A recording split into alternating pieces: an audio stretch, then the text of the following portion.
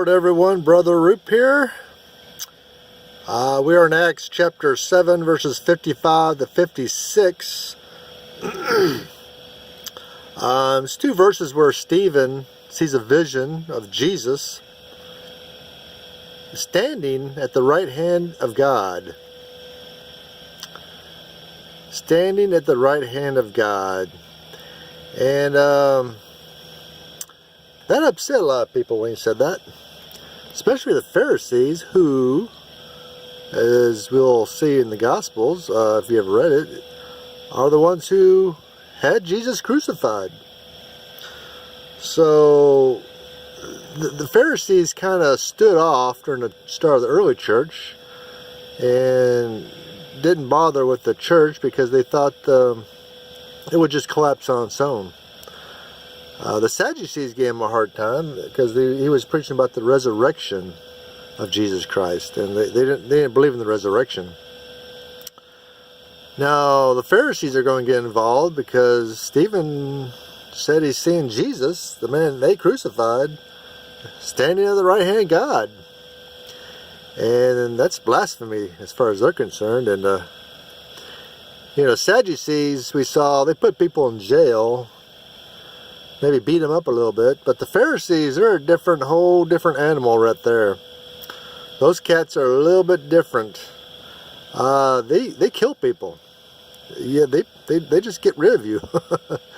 As Joseph Stalin says, no people, no problem. And that was what they believed in. So, what is the right hand of God? Jesus, the right hand of power. Here's a little chart that you're looking at that I made out. Kind of help y'all out. Number one, in the Old Testament, God performed miracles with his right hand. So it's very symbolic of the power of God. He always did miracles with his right hand.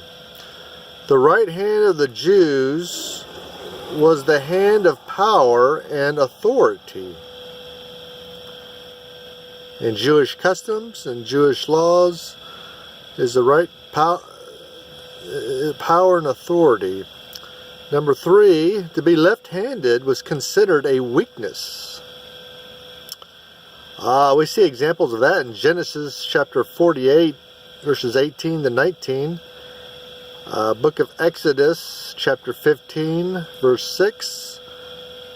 The book of Psalms 98, verse 1. Psalms 139, 7 through 10. And the book of Isaiah 48, verse 13. So that's what the right hand of power is. That's what was Stephen, who knew Scripture, knew history. That's what he was saying. He was saying Jesus is the right hand of the power of God and his authority, which means you have to obey Jesus or you can't have access to God. Anyway, God bless you. Thank you. Hope this is helpful.